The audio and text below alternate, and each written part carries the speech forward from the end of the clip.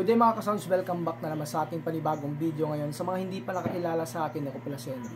So mga ka-sounds, yung topic natin dito ngayon, bali meron tayo dito Joson Saturn Max. So para lamang ito sa mga nagbabalak na bumili ng Joson Saturn Max para kung mag-connect sila ng mixer, alam na nila kung paano. So ngayon yung ating gamit dito na speaker, bali kinonikan natin ito ng Joson Airbus 12. So yung Joson Airbus 12, napakaganda itong i-connect sa ating Joson Saturn Max na amplifier. Tapos yung mixer naman na gagamitin natin dito, yung ating Joson 6 channel, yung Spider series. So yung version 1 ito, unang labas ito. So ngayon ipapakita lang natin dito yung connection natin dito sa mixer papunta dito sa ating Joson Saturn Max. So mga ka-sounds, baling connection natin dito, same lang naman ito sa ating Joson Mars Max nung nakaraan. Ganun din yung gagamitin natin na connector. Pwede kayong gumamit dito ng XLR female going to RCA, tapos yung ating RCA going to PL.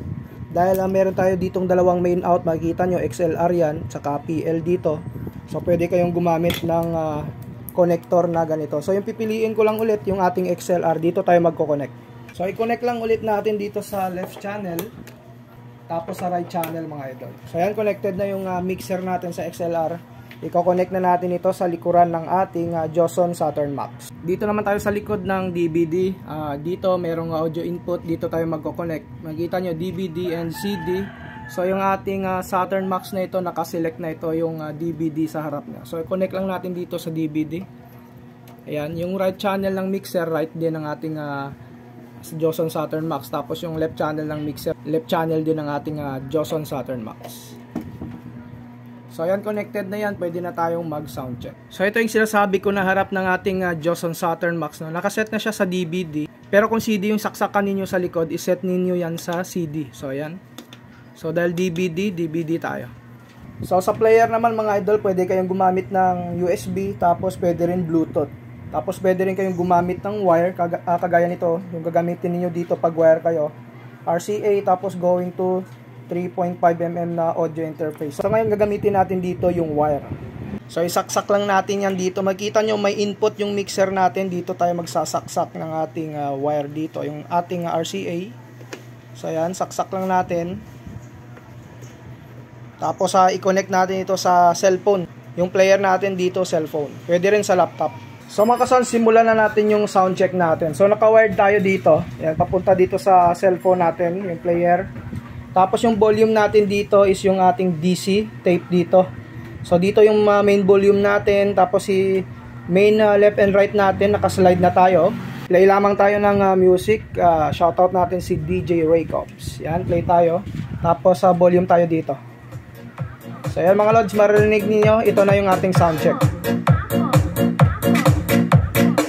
So ganyan naman kadali mga idol yung connection natin.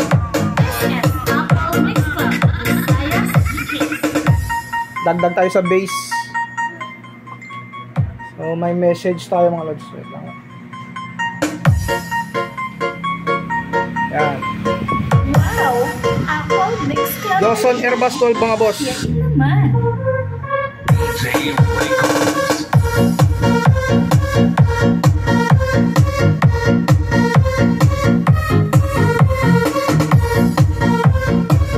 Pwede tayo mag-volume ata sa cellphone natin. Ano lang yung volume natin, nakalas.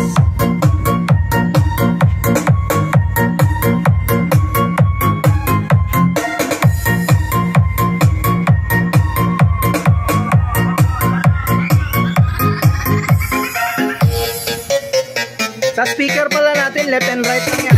Yung connection natin.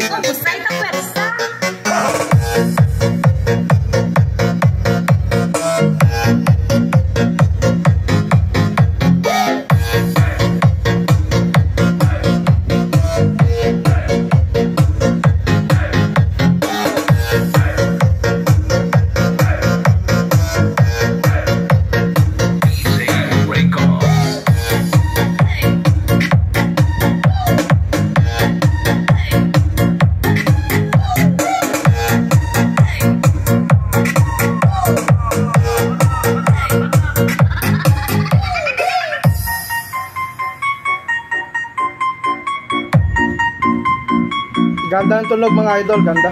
Music is not a drag. or Vincent. Match na match si Joson Airbus 12 natin sa amplifier natin.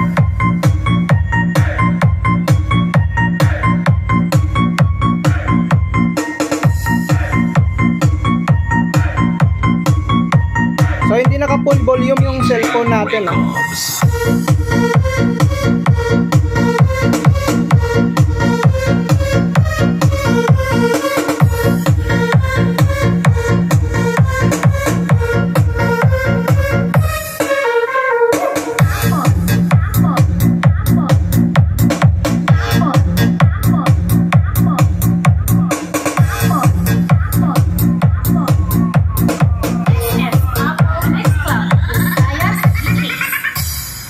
So mga kasals, hanggang dito na lang yung video topic natin dito at sana nag-enjoy kayo sa panonood ng connection natin dito, exclusive para sa ating Joson Saturn Max. So hanggang dito na lang muna. Sa mga bagong nag-subscribe, wag yung kalimutan na i-hit yung notification bell button para sa mga video updates natin na i-upload.